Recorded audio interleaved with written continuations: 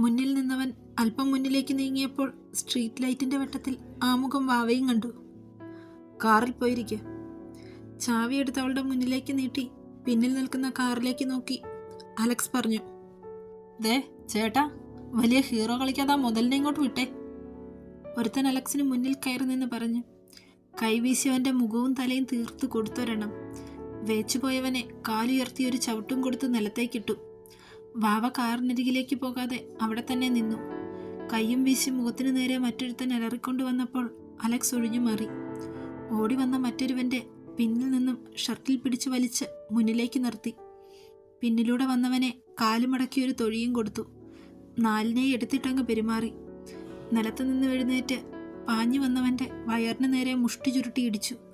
വയറും പൊത്തിപ്പിടിച്ച് നിൽക്കുന്നവനെ പിടിച്ചു വലിച്ച് വാവയുടെ മുന്നിലേക്ക് കൊണ്ടുവന്നു. പിന്നാലെ പാഞ്ഞു വന്നൊരുത്തനെ തിരിഞ്ഞു നിന്ന് ചവിട്ടി നിലത്തേക്കിട്ട് വീണ്ടും ചവിട്ടി. അപ്പോഴും കൈപ്പിടിയിൽ ഒതുക്കിയവൻ അലക്സിന്റെ കൈപ്പിടിയിൽ തന്നെയുണ്ട്. കൂടെയുള്ള രണ്ടവന്മാർ ജീവനും കൊണ്ടോടി. എൻ്റെ കൊച്ചിൻ്റെ കൈ പിടിക്കുന്നോടാ നായിൻ്റെ മോനെ, കൈയാണോ കാലാണോടി? അതേ ദേഷ്യത്തിൽ വാവയെ നോക്കി ചോദിച്ചവൻ. കൈ.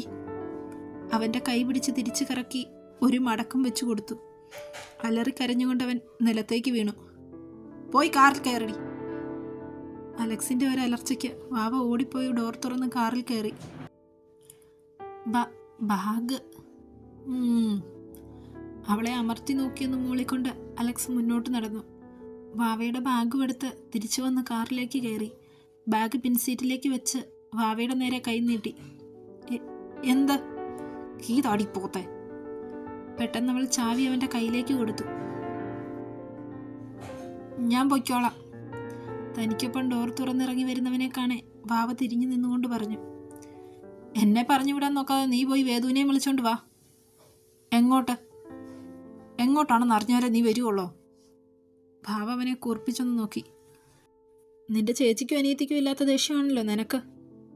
ദയവ് ചെയ്തൊന്ന് പോകുമോ? ഇല്ല. നിങ്ങൾക്ക് എന്താ വേണ്ടത്? ഭാവ നിനക്ക് വൈകിയെ കാണണ്ടേ? ആ നിലാവെളിച്ചത്തിൽ അവളുടെ മുഖത്തെ ദേഷ്യം അവനും കണ്ടു. എനിക്ക് വൈകിയ ഇഷ്ടമാ, അല്ല ജീവനാ. ഇപ്പോൾ നിങ്ങളുടെ കൂടെ തന്നെയല്ലേ, പിന്നെ എന്തിനാ ഇതൊക്കെ എന്നോട് പറയുന്നത്?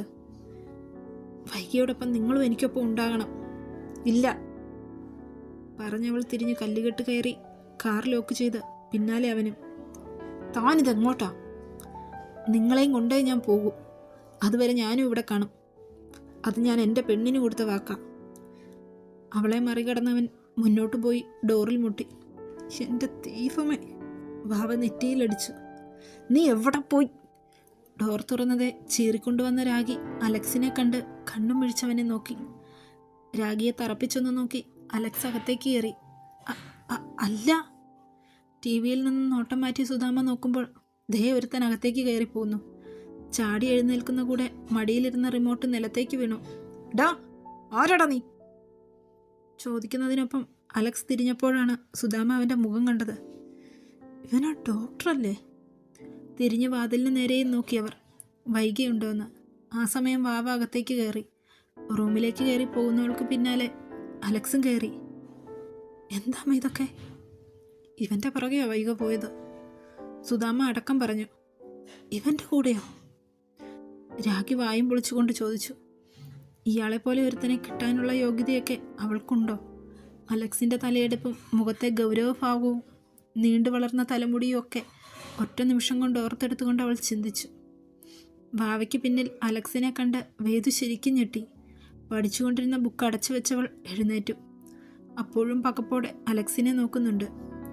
ചേച്ചിയെ നോക്കിയപ്പോൾ അലക്സ് എന്നൊരാൾ അവിടെ നിൽക്കുന്നത് പോലും ശ്രദ്ധിക്കാതെ ബാഗിൽ നിന്നും പാത്രം എടുത്തു. ഉടുത്തു മാറാനുള്ളതും എടുത്ത് പുറത്തേക്കിറങ്ങി. വേദു എന്ത് ചെയ്യണമെന്ന് അറിയാതെ നിൽപ്പാണ്. ഈ ഡോക്ടർ എന്താ ഇവിടെ? ഇനി ചേച്ചിയെ കൊണ്ട് വന്നതാണോ? വേദു വാതിലിന് നേരെ നോക്കിയപ്പോൾ അലക്സും നോക്കി. വൈക വന്നിട്ടില്ല വേദു, ഇങ്ങ് വാ, ചോദിക്കട്ടെ. കട്ടിലിലേക്കിരുന്നവൻ മടിച്ചു നിൽക്കുന്നവളുടെ കയ്യിൽ പിടിച്ച് അരികിലേക്കിരുത്തി. ക്ഷീണമൊക്കെ കുറഞ്ഞോ? എന്നെ മോള് പേടിക്കണ്ട. ഇച്ചായാന്നോ ഏട്ടാന്നോ എന്തു വേണേലും വിളിക്കാം. ഭയന്നിരിക്കുന്നവളുടെ നെറുകയിൽ തലോടി ചെറു ചിരിയോടെ അവൻ പറഞ്ഞു. വൈകേച്ചി വൈകേച്ചിയുടെ കൂടെ വന്ന് നിൽക്കാൻ വേദൂസിന് ഇഷ്ടമാണോ? ഭാവയോട് പറഞ്ഞിട്ട് അവൾ കേൾക്കുന്നില്ല. എന്തായാലും നിങ്ങളെ കൊണ്ട് ഇച്ചായം പോകൂ. അപ്പോൾ ഇവിടെ നിൽക്കാൻ പോവാണോ? വൈകേച്ചിയോ? ചേച്ചിക്ക് അവിടെ ഒരു കുറവും ഉണ്ടാകില്ല. ഗ്രേസിക്കുട്ടി നോക്കിക്കോളും. ഒന്നും കഴിക്കണ്ടടി നിനക്ക്? കുളി കഴിഞ്ഞൊരു തോർത്തും തലയിൽ ചുറ്റിക്കൊണ്ട് അകത്തേക്ക് കയറിയ വാവ ചോദിച്ചു. വാതുക്കൽ നിൽക്കുന്ന സുധാമയെ വാവ കണ്ടില്ലെന്ന് നടിച്ചു. ചെന്ന് വല്ലതും കഴിക്ക്. അലക്സ് മെല്ലെ പറഞ്ഞപ്പോൾ തലകുലുക്കി വേദു എഴുന്നേറ്റു. പിന്നെ എന്തോ ഓർത്തതുപോലെ തിരിഞ്ഞു നിന്നു. കഴിക്കാം, വാ. അലക്സിനെ കൂടെ വേദു ക്ഷണിച്ചു. വരുന്നുണ്ടേ, വാടി ഇങ്ങോട്ട്. മോള് ചെല്ല. അലക്സ് വേദുവിൻ്റെ കയ്യിൽ തട്ടി കണ്ണൊന്ന് ചിമ്മി പറഞ്ഞു. അവൻ എന്താടി ഇവിടെ? നിന്റെ ചേച്ചി അവൻ്റെ കൂടെയല്ലേ പോയത്? ചോറ് വിളമ്പുന്നതിനിടയിൽ വാവ സുധാമയെ തിരിഞ്ഞൊന്ന് നോക്കി. ചെന്ന് തിരക്കാൻ പാടില്ലേ? എന്തിനാ എന്നോട് ചോദിക്കുന്നത്? നീയല്ലേ അവനെ റൂമിൽ കയറ്റി വെച്ചിരിക്കുന്നത്? അതോ നിന്റെ ചേച്ചിയെ ഒറ്റ ദിവസം കൊണ്ട് മടുത്തോ? ഇനി മുതൽ നിന്റെ കൂടെയാണോ? മുഖമടച്ചൊന്ന് കിട്ടിയതേ ഓർമ്മയുള്ളൂ. അടുക്കളയിൽ പൊടികൾ അടങ്ങിയ ടിന്നുകൾ അടുക്കി വയ്ക്കുന്ന ചെറിയ തടിയലമാര സഹിതം മറിച്ച് സുധാമ നിലത്തേക്ക് വീണു. അയ്യോന്ന് നിലവിളിച്ച് ഒരു കൈ കവളിൽ പൊതിഞ്ഞു പിടിച്ച് ഒരു കൈ നടുവിനും താങ്ങി പിടിച്ച് സുധാമ അലറി.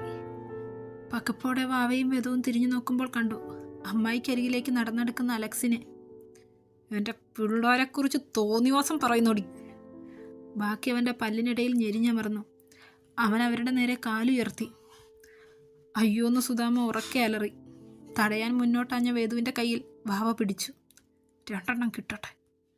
ഭാവം എല്ലാം പറയുന്നത് അലക്സും കേട്ടു. അയ്യോ അമ്മേ, താനെന്താടാ എൻ്റെ അമ്മയെ ചെയ്തത്? അമ്മയുടെ കരച്ചിൽ കേട്ട് രാഗി ഓടി വന്നതാണ്. എന്താ ചെയ്തതെന്ന് നിനക്ക് അറിയണോടി? അറിയണമെന്നാ? അലക്സിന്റെ വലിഞ്ഞു മുറുകിയ മുഖം കണ്ട് വേണ്ടെന്ന് രാഗി തല വിലങ്ങനെ അനക്കി. അലക്സ് തിരിഞ്ഞു നോക്കിയപ്പോൾ വാവ പെട്ടെന്ന് ചുണ്ടു കൂട്ടിപ്പിടിച്ചു, ചുണ്ടിലെ ചിരിയെ ഒളിപ്പിക്കാൻ. നിന്റെ തന്ത എന്തിയടി? അലക്സ് കുനിഞ്ഞ് സുധാമയെ എഴുന്നേൽപ്പിക്കുന്ന രാഗിയുടെ നേരെ ശബ്ദമുയർത്തി ചോദിച്ചു. ചോദിച്ചത് കേട്ടില്ലടി. നിന്റെ തന്ത എന്തിയെന്നോ? അച്ഛൻ കടയില്ല. നാളെ നേരം വെളുക്കുമ്പോൾ നിന്റെ തന്ത എൻ്റെ മുന്നിലുണ്ടാകണം. പറഞ്ഞത് കേട്ടോടി. അവൻ്റെ ശബ്ദത്തിൻ്റെ മുഴക്കത്തിൽ ഞെട്ടി കണ്ണുകൾ അടച്ചു രാഗി. ഒപ്പം നേർമയായൊന്ന് മൂളുകയും ചെയ്തു. അലക്സ് തിരിഞ്ഞു നടക്കുന്നത് കണ്ട് അമ്മയെ മെല്ലെ പിടിച്ചു. ഒന്ന് പിടിക്ക്. ദയനീയമായി രാഗി വാവയെ നോക്കി. നിന്റെ അമ്മയല്ലേ, നീ അങ്ങ് പിടിച്ചോ. വന്നിരുന്ന് കഴിക്കുവേതു. ഒരുവിധം രാഗി അമ്മയെ പിടിച്ച് റൂമിലാക്കി. വീഴുന്ന വീഴ്ചയിൽ നടുവും പുറവും തകർന്നിട്ടുണ്ട്. അലക്സിന്റെ കൈ പതിഞ്ഞ കവിൾ നീറിപ്പുകയുന്നുണ്ട്. അതേ. സുധാമ കിടക്കുന്ന കട്ടിലിലേക്ക് നോക്കി ഭാവ വാതുക്കൽ നിന്ന് വിളിച്ചു. രാഗി സുധാമയുടെ നടുവൊഴിഞ്ഞു കൊടുക്കുന്നുണ്ട്. അടുക്കള മുഴുവൻ വൃത്തിയാക്കി ഇട്ടില്ലേ, ഞാൻ ഇച്ചായനെ വിളിക്കും. പിന്നെ നിന്നെ പപ്പടം പൊടിക്കുന്നത് പോലെ പൊടിക്കും. കൈകൊണ്ട് ആക്ഷനും കാണിച്ച് പറഞ്ഞ് തിരിയുമ്പോൾ കണ്ടു പിന്നിൽ നിൽക്കുന്ന അലക്സിനെ.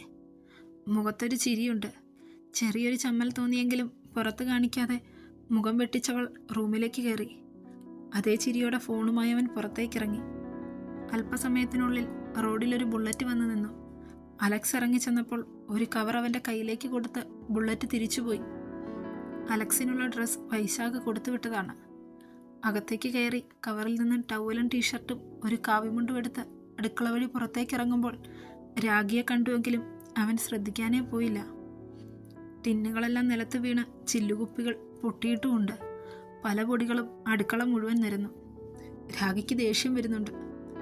എല്ലാത്തിനും കാരണം അമ്മയാ. അവളുമാരുടെ മെക്കിട്ട് കയറിയിട്ടല്ലേ. അലക്സ് റൂമിലേക്ക് കയറാതെ തൻ്റെ ഫോണും എടുത്ത് പുറത്തിറങ്ങി.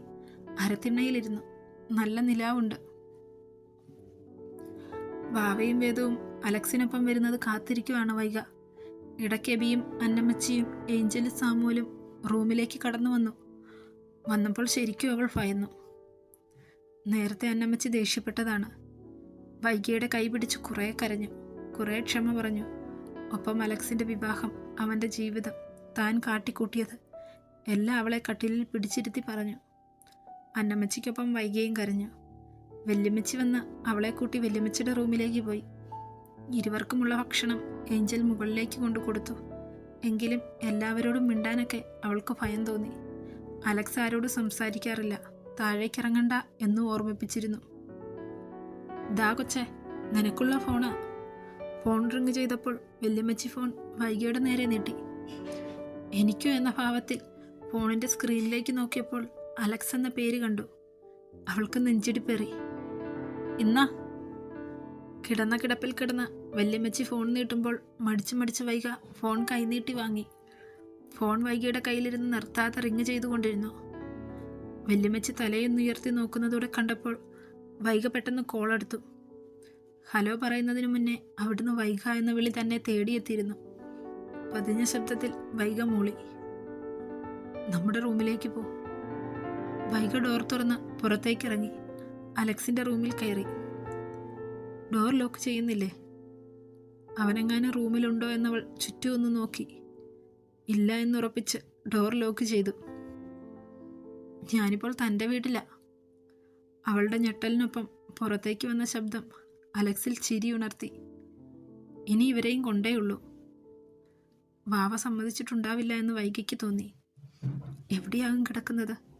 അത്രയും ചെറിയ സൗകര്യങ്ങളുള്ളിടത്ത് എങ്ങനെ? വൈകിയുടെ ഉള്ളിലൂടെ അത്തരം ചിന്തകൾ കടന്നുപോയി. ഏറെ നാളുകൾക്ക് ശേഷം ഇന്നലെ പെട്ടെന്നുറങ്ങി. ഇന്നാണെ ഉറക്കം വരുന്നതുമില്ല, അലക്സ് പറഞ്ഞു. ഇന്നലെ അലക്സിന്റെ കൈകൾ തന്നെ വരിഞ്ഞു മുറുക്കിയത് അവൾ ഓർത്തു. നാളെ കാണാം, അലക്സ് പറഞ്ഞ് തീരേണ്ട താമസം വൈക കോൾ കട്ടാക്കി. അടുത്ത നിമിഷം കയ്യിലിരുന്ന ഫോൺ വീണ്ടും റിങ് ചെയ്തു. ഹലോ. അല്പനേരം റിങ് ചെയ്തിട്ടാണ് കോൾ എടുത്തത്. ഏറെ നേരം അവിടുന്ന് അനക്കമൊന്നും കേൾക്കുന്നില്ലെന്നറിഞ്ഞപ്പോൾ വൈക തന്നെ വിളിച്ചു. ഇപ്പോൾ അവനാണ് മൂളിയത്. നിനക്കെന്നോട് ഒരല്പം പോലും ഇഷ്ടമില്ലേ വൈക? എന്തു പറയണമെന്നറിയാതെ വൈക കുഴങ്ങി. മറുപടി പറഞ്ഞില്ലേൽ അവന് ദേഷ്യം വരുമോ എന്നൊരു ഭയവും. അലക്സ് കോൾ കട്ടാക്കിയപ്പോൾ വല്ലായ്മയോടെ വൈക ബെഡിലേക്കിരുന്നു. എത്രയോ നാളുകൾക്ക് മുന്നേ തൻ്റെ പിന്നാലെ കൂടിയവനാ. തന്നെ പോലെ ഒരുത്തിക്ക്, ആ മനുഷ്യനെ പോലെ ഒരാളെ സ്നേഹിക്കാനുള്ള യോഗ്യതയുണ്ടോ? അവളിൽ വല്ലാത്തൊരു അപകർഷത. അലക്സിന്റെ നമ്പറിലേക്ക് തിരികെ വിളിക്കുമ്പോൾ അവൻ പിണങ്ങിയാണോ ഫോൺ വെച്ചത് എന്നൊരു ചിന്തയിലായിരുന്നു വൈക. ഹലോ. നേരത്തെ വിളിച്ചപ്പോഴുള്ള ഉത്സാഹം ഇപ്പോൾ അവൻ്റെ ശബ്ദത്തിലില്ല എന്നവൾക്ക് തോന്നി. എന്നാൽ അവളുടെ കോൾ പ്രതീക്ഷിച്ചിരുന്ന അലക്സിന്റെ ഉള്ളം സന്തോഷം കൊണ്ട് തുള്ളിച്ചാടി. എനിക്കിഷ്ട. അവളുടെ പതിഞ്ഞ ശബ്ദം അവൻ്റെ കാതുകളിലെത്തി. എഴുന്നേറ്റവൻ മുറ്റത്തേക്കിറങ്ങി. അലക്സിന്റെ അനക്കമൊന്നും കേൾക്കുന്നില്ല. വാവ പുതപ്പ് നീക്കി പതിയെ എഴുന്നേറ്റു. ഹാളിലെത്തിയപ്പോൾ മുൻവശത്തെ ഡോർ തുറന്നു കിടക്കുന്നു. മുറ്റത്തൂടെ തേലേപ്പാലെ നടപ്പുണ്ട്. ആരോടോ ഫോണിലാണ്. അവൻ്റെ മുഖഭാവവും മുഖത്തെ ചെറുചിരിയും ഒക്കെ കണ്ട് വാവ മുഖം ചൊളിച്ചു. താര, ഇങ്ങനെ എൻ്റെ ചേച്ചിയെ പറ്റിക്കുവാണോ? എങ്കിൽ തന്നെ വെട്ടിക്കൊല്ലു ഞാൻ. ആരോടാ ഈ കൊഞ്ചി കുഴയുന്നത്? അയ്യ. പറ വൈക. ചേച്ചിയോ? വാവ പതിയെ അകത്തേക്ക് വലിഞ്ഞു. ആരെ ഇഷ്ടമാണെന്നാ? അത്. വൈക നിന്ന് വിയർത്തു. അലക്സിനെ എന്ത് വിളിക്കണമെന്നറിയില്ല. അവൾ തന്നെ എന്താണ് വിളിക്കുന്നത് എന്നറിയാനുള്ള ആകാംക്ഷയായിരുന്നു അലക്സിന്. പറ വൈക, ആരെ ഇഷ്ടമാണെന്നാ പറഞ്ഞത്? പാവയെയും വേദുവിനെയാണോ? കള്ളച്ചിരിയോടെ അലക്സ് ചോദിച്ചു. അവരെ ഇഷ്ട. പിന്നെ വേറെ ആരെയാ ഇഷ്ടം? അറിയില്ലേ ആരെയാണെന്ന്. എന്തൊരു കഷ്ടോ ഈശ്വര, വൈക മനസ്സിൽ പറഞ്ഞു. വൈക, അത് പിന്നെ അതില്ലേ? ഏത്? അലക്സിന് ചിരി പൊട്ടി. അവളുടെ ആ ഭാവമൊക്കെ നേരിൽ കാണാൻ തോന്നിയവന്. ഇച്ഛായനെ. എന്തോ കേട്ടില്ല. കാതിൽ അവളുടെ ശബ്ദം ഇക്കിളിപ്പെടുത്തും പോലെ തോന്നി അലക്സിന്.